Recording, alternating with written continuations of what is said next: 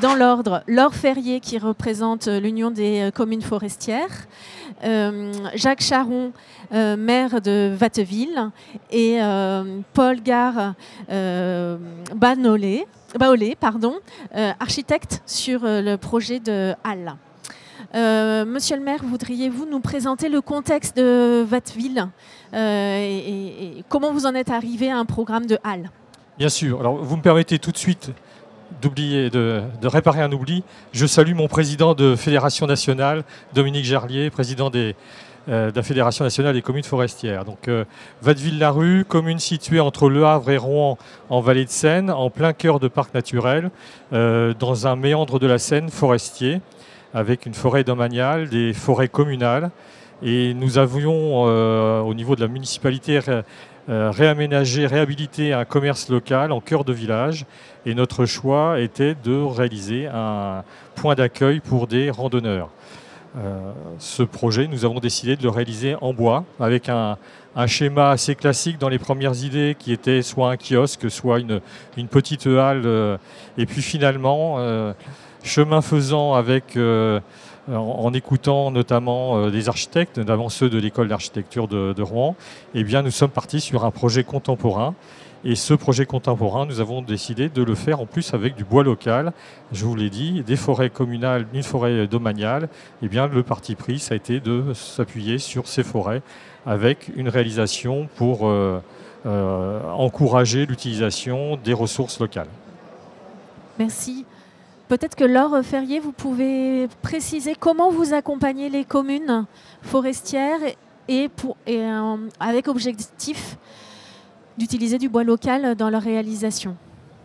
Oui, effectivement. Donc, notre association, qui est une association d'élus, a pour objectif d'accompagner les élus dans l'exercice de leur mandat sur différentes thématiques en lien avec la forêt et l'utilisation du bois, avec un fil conducteur qui est de faire de la forêt un vecteur de développement local des territoires. C'est la raison pour laquelle, quand une collectivité a un projet de construction ou de réhabilitation dans des bâtiments communaux ou intercommunaux, on va apporter en fait un certain nombre d'outils à leur disposition pour essayer dans la mesure du possible d'utiliser des ressources locales pour favoriser justement ce développement territorial avec des entreprises locales présentes localement. Donc il existe un certain nombre d'outils que l'on a développés au sein de la Fédération nationale des communes forestières et que l'on duplique dans les différentes régions. Dans certaines régions, il existe des marques collectives de certification, qui vraiment sont des outils qui permettent de garantir au consommateur final que le bois utilisé provient d'une ressource locale et a été transformé sur un territoire donné. Malheureusement, en Normandie, on n'a pas encore, on l'espère, cette marque de certification bois normand. Donc, il en existe plusieurs en France, bois des Alpes, bois des territoires du Massif central, etc. Il en existe 4. Mais en Normandie, pas encore. Donc, du coup, on a mis en place un autre dispositif qui est tout à fait compatible avec le code de la commande publique, quand même, qui est très important pour les collectivités, qui vise à mettre à disposition la ressource locale, le bois directement au transformateur et qui va le mettre en œuvre dans le projet de construction. Du coup, je laisse la parole à l'architecte sur la question de comment vous avez préparé les lots pour la question du choix des essences et de l'utilisation ensuite sur place. Alors, pour le choix des essences, on a été accompagné par le parc des boucles de la Seine et notamment Julien Chénel. Pardon, je parlais plus près. Au collet. Alors, Julien Chénel, donc, ils nous ont exposé les essences locales qu'on pouvait avoir. Donc, le châtaignier, le pin sylvestre, le chêne. Ils ont toutes des classes différentes de résistance à l'eau. Et en fonction de leur exposition, du coup, on a fait une sélection de bois. Donc, le châtaignier pour le bardeau en couverture, qui peut être constamment exposé à l'eau. Le chêne et puis le pin sylvestre pour les autres éléments un peu moins exposés sous couverture. Il faut savoir que les bois n'ont pas été traités, donc ils sont naturels. Ils ont été, les arbres ont été abattus en avril 2020 et la charpente a été mise en œuvre, je crois, en juillet ou septembre 2020. Donc il y a eu très peu de temps de séchage, on est en bois vert. Donc là, le programme a fait que c'était possible parce que la halle est entièrement ventilée. Elle est entièrement ventilée, ça veut dire que toutes les faces de bois vont être exposées de manière assez similaire à l'hygrométrie et à la température environnante. Ça veut dire que le bois va se dilater de la même manière dans tous les sens, ce qui veut dire qu'il ne va pas y avoir des efforts de contrainte qui va faire que le bois va fendre de trop. Ensuite, pour la partie appel d'offres, pour être certain de l'utilisation du bois local et favoriser les entreprises locales, ce qui s'est passé, c'est que la fourniture des bois a été extraite du marché global de la construction. C'est simple, le maître d'ouvrage a passé une commande directe pour la fourniture des bois, et ces bois qui ont été abattus et débités en grumes, donc en gros troncs, ont été déposés en bordure de voirie. Donc à partir de ce moment-là, ça favorise les entreprises locales parce que l'entreprise sélectionnée devait aller chercher les grumes sur place. Et ces grumes-là étaient tous dans un rayon d'environ 15 km, même on peut peut-être dire moins, je ne sais plus exactement, un peu moins, du site de production. On peut dire que c'est un circuit court parce qu'en termes d'intermédiaires intervenant sur cette halle, entre la fourniture des bois et la mise en œuvre, on a eu la scierie et après le charpentier. Mais la scierie, elle faisait partie du groupement avec le charpentier. Et local, donc les seuls éléments qui ont dû être plus lointains, travaillés de manière plus lointaine, c'est les bardeaux de bois. Donc ils ont été, parce que c'est des bardeaux fendus de châtaignier, il y en a pas, ça court pas les rues, et donc c'est dans le 61 que ça a été à environ 160 km, je crois, du site. Donc le bardeau de bois fendu, ça a l'avantage, contrairement au bardeau de bois acier, de tenir la fibre. On fend le bois pour garder la fibre intacte et que l'eau puisse ruisseler sans pénétrer le bois. Donc on a un vieillissement moins rapide. Oui, si je reprends sur les 3 essences qui ont été sélectionnées, du chêne pour la structure, du chêne qui venait de la commune. Alors, vous me permettez, parce que comme j'ai l'habitude de le dérouler, cette partie-là, et j'insiste beaucoup, du chêne qui vient de la forêt domaniale de l'une des 3 communes de la presqu'île de Bretonne, notre méandre. Le pin qui est pour la charpente vient de la forêt communale de Watteville-la-Rue. Et les bardeaux de châtaigniers sont des châtaigniers qui viennent de la 3e commune, Notre-Dame de Bictuy. J'ajouterai un petit commentaire tout à l'heure d'ailleurs sur ces châtaigniers. Et effectivement, ces châtaigniers, ils ont fait un petit voyage, mais nous sommes restés en Normandie. Oui. Ça va être important pour mon président de région. Et puis, cette notion de circuit court, un fendeur, enfin le fendeur, donc la scierie mobile est intervenue en forêt, comme ça a été dit. Le charpentier était à quelques kilomètres. Et même les platines qui sont à la base des poteaux qui tiennent la structure. J'ai eu la surprise de découvrir qu'ils avaient été réalisés par des habitants de ma commune qui travaillent dans une entreprise à une vingtaine de kilomètres. Donc c'est une belle histoire, c'est une réalisation contemporaine dans un environnement ancien, mais avec le respect de toutes les règles architecturales et une très très bonne intégration. Il n'y a pas eu de souci pour obtenir le permis de construire. C'est tout de même un élément important sur un site inscrit Vallée de Seine à proximité d'un monument historique. Donc vous avez une vue et vraiment une grande satisfaction d'avoir été acteur de ce projet. L'anecdote sur les bardeaux de châtaignier, c'est que, et c'est important dans la réalisation de ces projets, c'est également d'acculturer la maîtrise d'œuvre, parce que c'est mon agglomération qui a porté le projet et il n'est pas là. Donc le collaborateur qui a était en charge de le réaliser, ne maîtrisait pas les techniques de construction bois. C'était sa première réalisation. Et ça s'est traduit par quelques freins sur lesquels je n'insisterai pas, mais grâce à l'intervention de l'architecte et puis vraiment aussi la mobilisation forte de la commune, on a réussi à tenir les caractéristiques et le budget de réalisation d'ensemble de cette opération. Merci. Est-ce que par rapport aux entreprises qui sont intervenues, leurs connaissances, leur savoir-faire, vous avez peut-être quelque chose à ajouter sur la partie chantier ?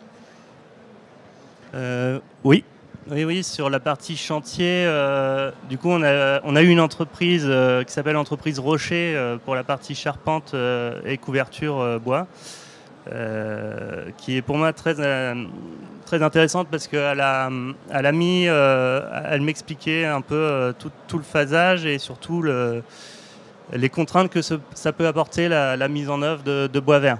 On a une rétractation du bois au fur et à mesure avec le séchage, donc il faut revenir aussi sur site pour resserrer les boulons par la suite. On a des assemblages aussi spécifiques.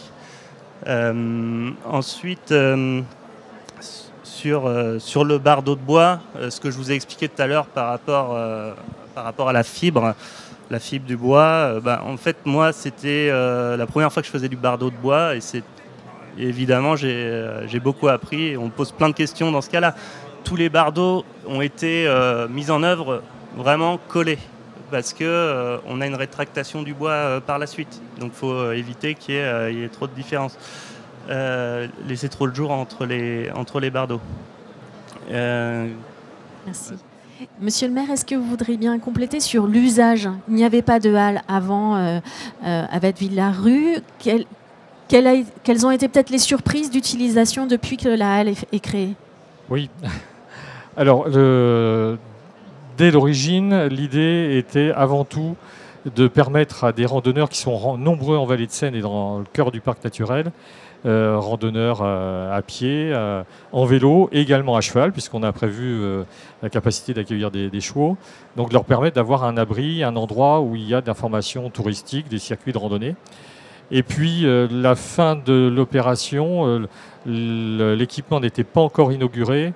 Nous étions en période de confinement et j'ai eu la surprise d'avoir mes associations sportives, associations de danse, associations de karaté, qui sont venues me voir en me disant « Nous ne pouvons pas exercer notre activité en salle fermée. Et par contre, la halle, elle est aérée, donc pouvons-nous l'utiliser ?» Et ça a été avec plaisir qu'on a vu cet équipement finalement être approprié par les habitants avant même l'inauguration et avant même que les premiers randonneurs n'y viennent. Donc, et depuis, que ce soit des associations locales, que ce soit bien sûr les randonneurs qui viennent nombreux avec un référencement manifestement international, puisque j'ai eu il y a 1 an et demi un groupe de 150 randonneurs vététistes qui venaient de Londres, qui faisaient Londres-Paris, avec un traiteur qui est venu, qui a installé son buffet sous la halle, et les 150 cyclistes se sont succédés en l'espace de 2 heures dans l'équipement. Donc ils nous avaient repérés, ils nous avaient demandé l'autorisation de s'installer ici. Et puis l'épicerie bar qui se trouve juste à 5 mètres bénéficie également, quand c'est nécessaire, de cette installation. Donc on a vraiment un équipement de cœur de village qui rend son office et qui nous permet de revenir finalement à la vie des villages d'antan.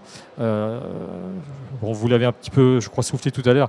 Depuis, je suis devenu président du parc naturel régional et il s'avère que nous venons de réaliser une exposition sur les halles du pays du Roumois, qui se trouve à quelques dizaines de kilomètres de Watteville, qui ont pour la plus grande partie disparu, sauf à Routot, il y a un bel exemple pour ceux qui connaissent. Et ces halles qui servaient de point d'appui pour les marchés aux bestiaux ont disparu pour beaucoup. Et ces équipements à destination de la vie locale et des randonneurs, de l'activité touristique, nous permettent de recréer un point de fixation et de recréer du lien social en cœur de village. Oui. Du coup, vous devancez la question qui était, en effet, maintenant, c'est une question à tous les trois sur comment ce projet-là a essaimé sur le territoire. Et entre-temps, vous êtes devenu président du PNR. Qu'est-ce que ça stimule ou qu'est-ce que ça met comme exemple sur d'autres réalisations avec du bois local dans le PNR ? Alors, un parc naturel, est-il utile de le rappeler, c'est un endroit où on cherche bien sûr à préserver patrimoine, biodiversité, mais également le développement économique. On cherche à innover. Une autre vie s'invente ici, c'est notre slogan. Donc réussir à utiliser du bois local, du circuit court, sur un équipement qui va permettre de recréer et développer du lien social, on est tout à fait dans le cœur des actions d'un parc naturel. Ça a bien entendu donné des idées. On ne compte plus la quantité de collègues qui sont venus parfois de loin pour visiter, pour découvrir l'équipement. Et j'ai eu la surprise, il y a 3 jours, de voir dans une commune voisine, à l'occasion d'une réunion, un plan sur un mur avec un projet de halle qui avait une grande proximité avec celui que nous avons réalisé à Watteville.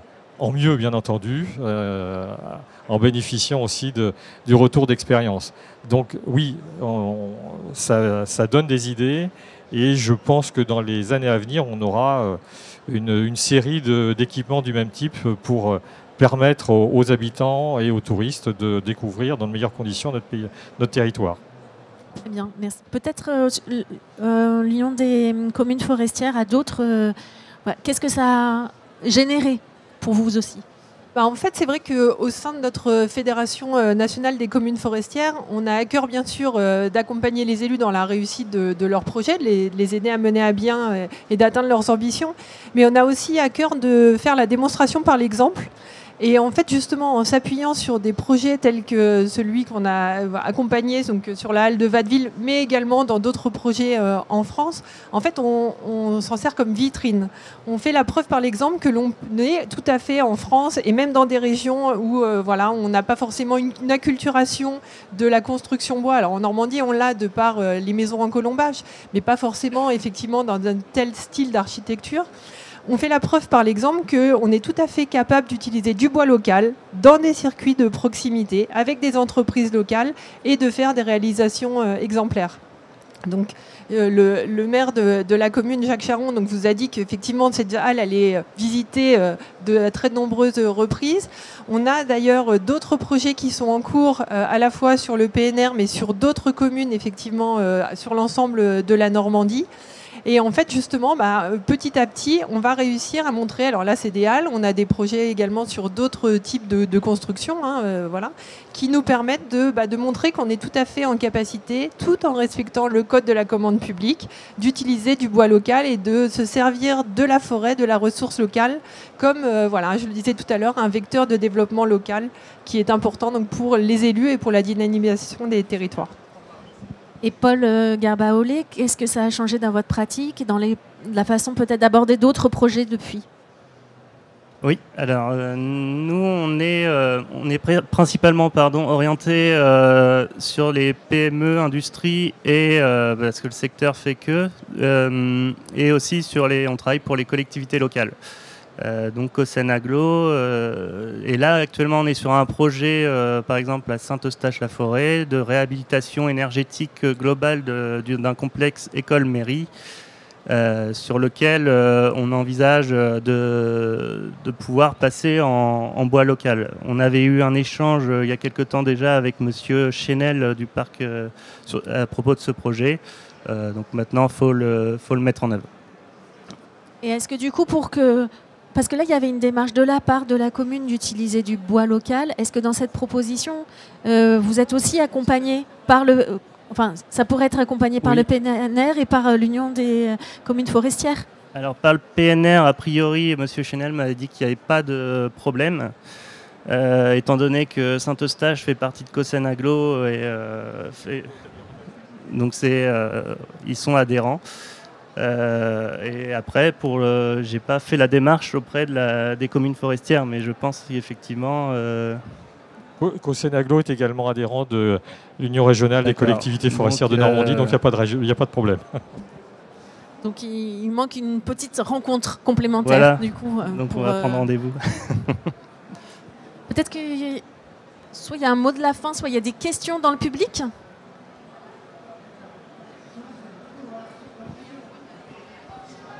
Alors, c'est pas forcément une question, on est sur le stand de l'Ordre des architectes et ce type de démarche est absolument exemplaire et on a besoin des architectes pour pouvoir les développer. Parce qu'en fait, le raisonnement aujourd'hui par rapport au bois, c'est on veut construire en bois, si on peut en bois français et puis après en bois local. Nous, ce que l'on cherche, c'est à inverser cette tendance, ce qui est complètement ambitieux et avec, il n'y a qu'avec cette intimité avec les architectes, c'est regardons d'abord la ressource que nous avons et avec les contraintes de la ressource locale, qu'est-ce que l'on peut faire comme bâtiment? Si on ne peut pas le faire avec du bois local, on l'élargit un peu plus loin, c'est ce que vous avez fait, parce qu'après on n'a pas forcément les industries à côté de chez soi aussi, donc du bois français, et après on regarde si on peut aller, etc. Donc parce qu'il est totalement aberrant de vouloir, alors qu'on a une ressource importante en France, de ne pas l'utiliser et de ne pas l'optimiser. Donc là-dessus, les architectes, cette intimité que vous avez eue dans la construction de ce bâtiment est essentielle. Et c'est parce que vous êtes un des maillons essentiels de la construction bois et de savoir et d'apprendre et de déployer les moyens pour utiliser ce que l'on a sur place. C'est vraiment essentiel pour l'avenir de la planète. C'est parce que c'est aussi quand on calcule ne serait-ce que le bilan carbone, il n'y a pas besoin de faire de dessin quand on déplace des bois sur des milliers de kilomètres alors qu'on a quelque chose à côté de chez soi. Et on a développé au niveau de la Fédération nationale économique forestière un indice qui s'appelle l'analyse des retombées territoriales pour objectiver quelque chose que naturellement on sait, c'est que si on prend du bois local, si on prend des entreprises locales, si on fait le plus local possible, on a des retombées en termes d'emploi, de valeur ajoutée qui sont énormes par rapport à si on fait autrement, quoi. Voilà. Et d'ailleurs, ce calcul a été fait sur la halle et il me semble que c'est sur 100 € investis, 77 sont restés sur le territoire. Merci pour votre intervention et sur la mise en valeur du travail des architectes. D'autres interventions ? Vous avez peut-être un mot à ajouter ? Un mot de conclusion, oui. Oui, donc j'ai évoqué tout à l'heure le slogan des parcs naturels régionaux. Une autre vie s'invente ici. Dans nos actions, dans un parc, il y a beaucoup de... L'objectif, c'est de convaincre les élus locaux, convaincre les habitants d'aborder le territoire en préservant leur patrimoine dans toutes ses dimensions. Ça passe par des actions d'éducation à l'environnement, donc travailler avec les plus jeunes. Quand on est dans le domaine de la construction, travailler avec les plus jeunes, ça signifie travailler avec l'école, et je me tourne vers l'un des enseignants qui a accompagné, qui a assuré des formations justement sur la construction bois à l'école d'architecture de Normandie qui est dans la salle. Et c'est important aussi au niveau de l'enseignement en architecture, bien entendu, de pouvoir s'appuyer pour nous, élus locaux, sur des architectes, et puis alors ça commence par des jeunes, et puis ensuite des architectes qui maîtrisent ce type de construction. S'il n'y avait pas eu, pour moi en tant que maire, la conviction d'avoir en face de moi des interlocuteurs qui maîtrisaient complètement le domaine, on ne serait peut-être pas allé aussi loin dans l'originalité du projet, dans les caractéristiques de la conclusion, de la construction. Donc, oui, c'est tout cet accompagnement en amont qui permet d'arriver au projet. Et peut-être que c'était aussi ça, vous avez eu un prix de la construction bois Normandie, et il me semble que ce prix il a été remis à l'ensemble des intervenants. Et c'est ce 1 + 1 + 1 qui fait qu'il y a eu une dynamique autour de ce projet-là. Exactement. Merci à vous, peut-être. Merci pour vos interventions.